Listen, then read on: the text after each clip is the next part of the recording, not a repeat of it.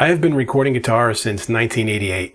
I'm kinda old. I'm like black and white TV, say fellas, what's the big idea? Kind of old. But I've learned some stuff. And that's what I'm going to share with you today.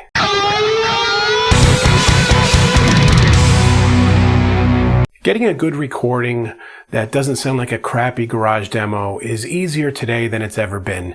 With software and plugins and amp modeling units, you can get millions of dollars worth of gear for a few $1,000s into your bedroom studio. But all the great gear in the world still isn't going to make a great recording if you don't know how to use it properly. So today I am going to share with you 5 tips that I have and have gathered over the 30-some years of recording guitar that range from things that are really obvious and make a big difference to some very little subtle things that last like 5% that's really hard to get to take you from a home-based recording to something that sounds more like the records you're used to hearing and love. So let's go from the biggest, most game-changer type of tip to the most subtle one.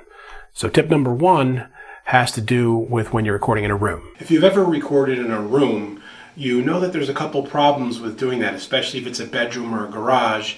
And it's the sound of the room itself. It can take a good recording and make it sound really cheap and, well, like a garage band. So you can hear it now with my voice. And the other parts of the video, I've got a lapel mic on and it's close mic'd and controlled very well. And here I'm speaking in this room and there's an echo and I'm not right next to it.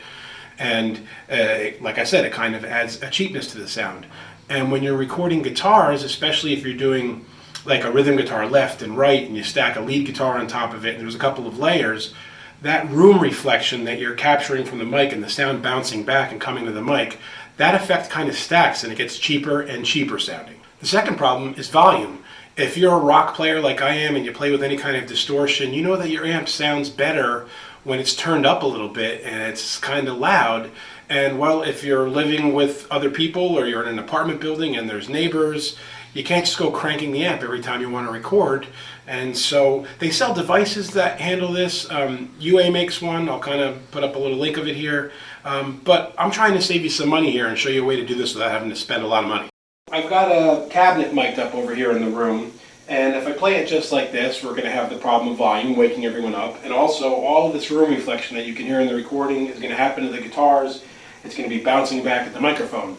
And I've got this simple $50, maybe even less, solution for this problem. This blanket right over here, this comforter, you make sure the mic is good and secure, and you just lay it over the whole thing. And now, there is no sound coming back into that mic, and you get a very good, tight, like you have an isolation booth recording of this. And in the old days, I even took carpet remnants. I would form them, like staple them together so that I could slip it over it, put a hole in it and put the mic in that, and then put a comforter over that. And then I can play really loud without the cops showing up at the door. Are you the police? No, ma'am. We're musicians. Let's jump to something that's a touch more subtle, but still makes a big difference, and that is how you treat delay on a guitar. And if you follow this channel or any of my music at all, you're probably aware of the fact that I love copious amounts of delay. I use it on all my leads, especially stereo Pong delays.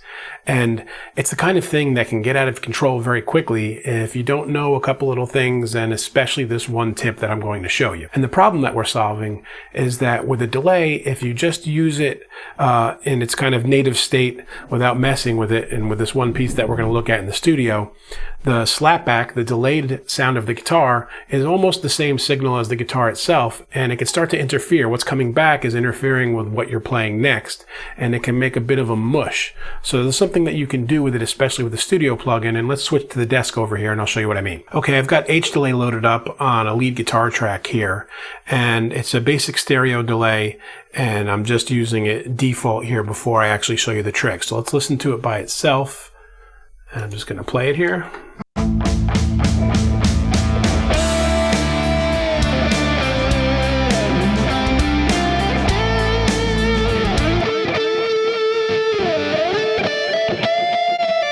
Right, so that delay is coming back and it has a lot of the same signal as the original guitar. So I want to use the low pass filter here, pull this back down like this, and I want to take out some of the signal of the guitar so that what's ponging back or bouncing back is not as in the full EQ spectrum as the original guitar. It interferes with it less. So if we listen to it by itself while I do that, I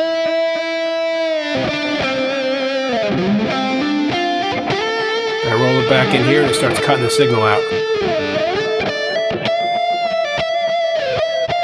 And it's kind of muffled sounding, but I can get away with more delay then without interfering with the guitar and get that rich effect. So I put it back into the whole mix here, and let's listen to it.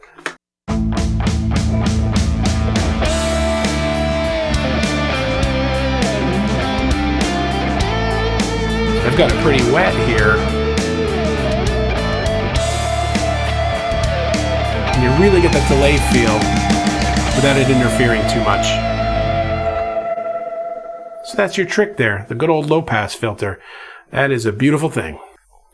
So whatever type of delay that you're using, you're going to want to do this with it so that you can clean up the signal and make sure the guitar pokes through. If you're just using a delay pedal or don't have a pass filter like this on your delay plugin, you can always send the delay to an effects track, record the delay separately, and then EQ that track to have the same effect, and that way it'll get out of the way of the guitar. Okay, now we're stepping into the medium subtlety zone, and this is a trick I like to use on rock and hard rock songs when you get into the chorus of this song. And this is something that's pretty much gone on since the days of Bon Jovi. And that is that everyone loves to hear a chorus that has that big lift to it. It really opens up and the sky's open and the angels sing and whatever. You just want your chorus to sound bigger than the other parts of the song. And one of the ways you can do that with a guitar is a simple but cool trick in which you take your rhythm tracks on the guitar and record them an octave higher. Let me show you what I'm talking about. All right, so here we're going to add an octave guitar in to the chorus and give it that real chorus lift by playing the entire part one octave higher and just mixing it back a little bit more mellow. You can even like decrease the distortion a little bit when you play it. But I've got my split stereo guitars here, left and right. This one muted in the middle is something we'll talk about later. And this is my octave guitar. So you see I have a part here. Let's play it without, and then I'll bring it in halfway through.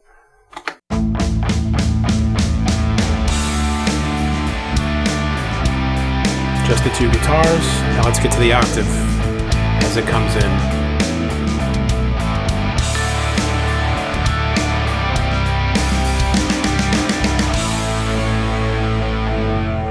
It's subtle, but it gives it that lift. Let's play it again and then take it out. And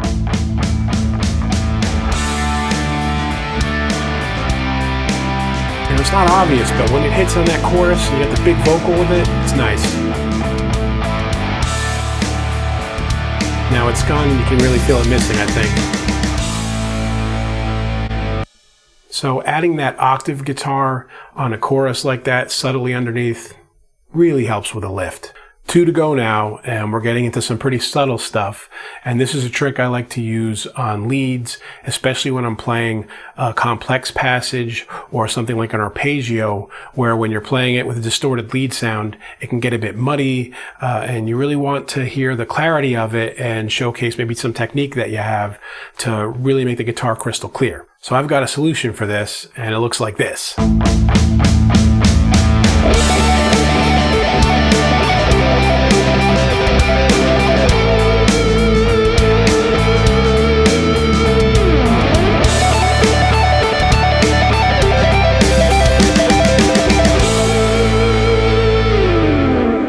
So you can see I had the mic on the guitar there while I was playing the lead, in this case through an Axe FX, and I've got all that distorted sound going in direct, and I've got a nice little clean signal of just an unplugged guitar and the sound of the pick striking the strings. And I take that, record that to a separate track, and bring it in just subtly as a layer. And without it, it's just a little bit more muddy. You bring that in and you get that clarity, which is that extra little tiny percent that you're looking for. Again, subtle, but it makes a difference in these kind of parts.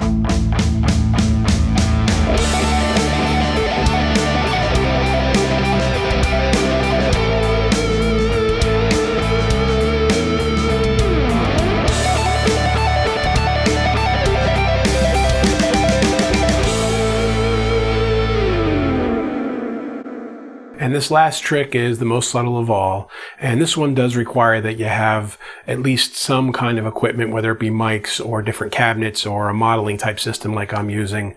And that is when you're recording split stereo parts, which is very common in rock and hard rock music. You're taking the left guitar and either recording it with one cabinet or one mic like an SM57 or maybe your Mesa 4x12, whatever cabinet you have, and you do the one guitar that way. And when you play the same rhythm part on the right, you don't do the exact same thing. You can add a little bit of life and character to it by either swapping out the mic, maybe go from a 57 to a 58, or swapping cabinets if you have that ability, physical cabinets, or on a modeling system, just change the cabinet in the system. Okay, so I'm at the studio desk now, and I've recorded a rhythm track left and right. And one instance of it, it's the same cabinet on both sides, so you'll hear it before the little trick that I'm giving you. And then I'll play it back again with a different cabinet on the right, and I'll show you how I did that in Axe Effects. But let's listen to it with the same cabinets first. Now you can see that's these tracks here. I've got the alternate one muted, and these are some lead tracks that are muted here. So same cabinet, both sides.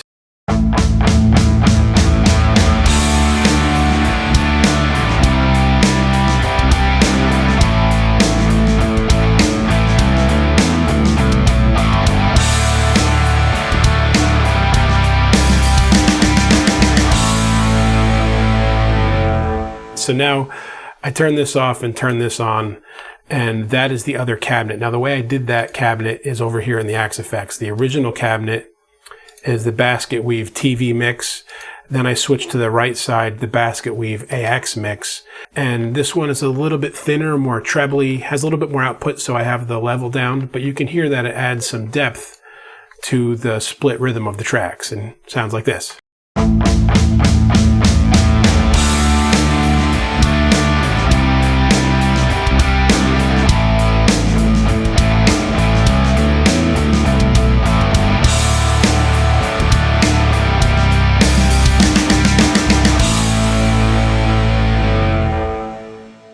All right, so it's very subtle, but it does make a difference. To me, it sounds more open and interesting than the exact same cabinet on both sides. So there you have my top 5 tricks for getting the best guitar recordings possible. Of course, there's a million more tricks out there. And if you have any cool ones of your own, or recordings you want to share, or questions or ideas, things you want me to expound on, of course, leave a comment, and I'll get back to everybody as soon as I can. And until next time, guys, keep making great music. Hey friends, don't forget to subscribe and turn on notifications. It makes the whole world better.